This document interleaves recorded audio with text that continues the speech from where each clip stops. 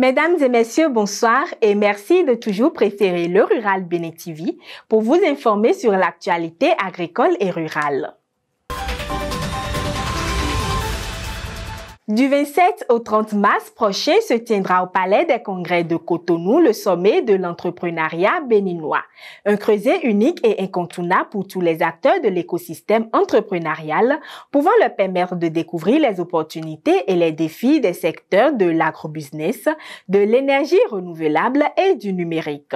Également, il permettra d'assister à des panels de discussion avec des membres du gouvernement et des entrepreneurs à succès, d'écouter les histoires inspirantes des jeunes entrepreneurs qui ont osé se lancer et ont réussi, de partager des expériences et idées avec d'autres personnes de l'entrepreneuriat et de trouver l'inspiration et les ressources pour un parcours entrepreneurial.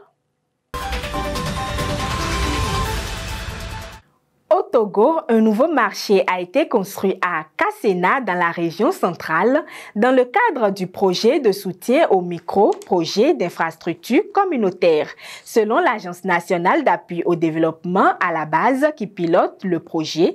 Cette infrastructure marche répond à l'ambiance gouvernementale d'améliorer les conditions de travail des commerçants, de faciliter le flux commercial et d'accroître l'affluence des usagers.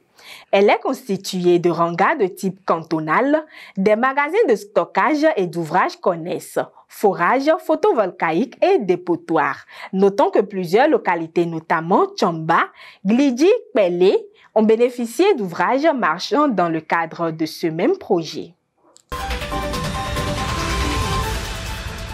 À présent, au Cameroun, le président de la Chambre d'agriculture, des forêts, des pêches et de l'élevage, Martin Paul Menjos, et la présidente de la Société française Biocarbone, Jacqueline Alessandre de Marie, ont signé une convention de partenariat en vue de la production du biocar au Cameroun.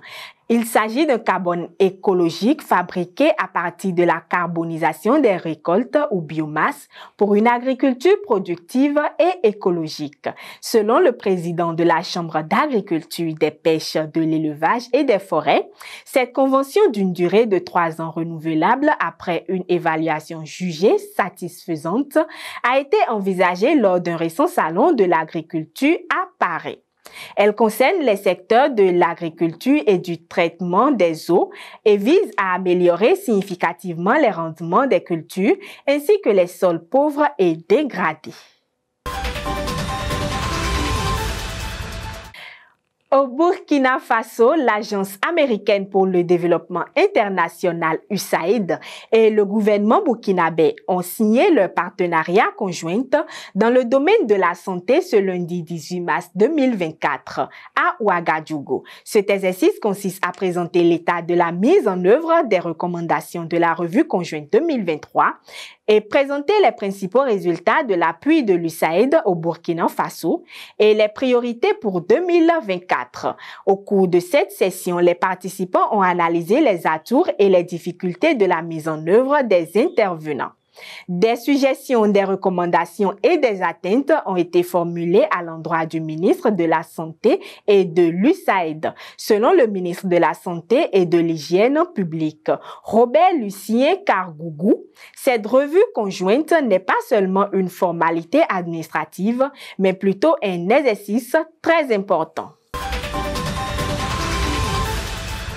Et pour finir, la Banque mondiale a annoncé via un communiqué que son conseil des administrateurs a approuvé 2 prêts d'un montant cumulé de 520 millions USD en faveur de la Tunisie pour aider ce pays d'Afrique du Nord à faire face aux défis de sécurité alimentaire et à résorber les disparités économiques entre ces régions internes grâce à de meilleures liaisons routières.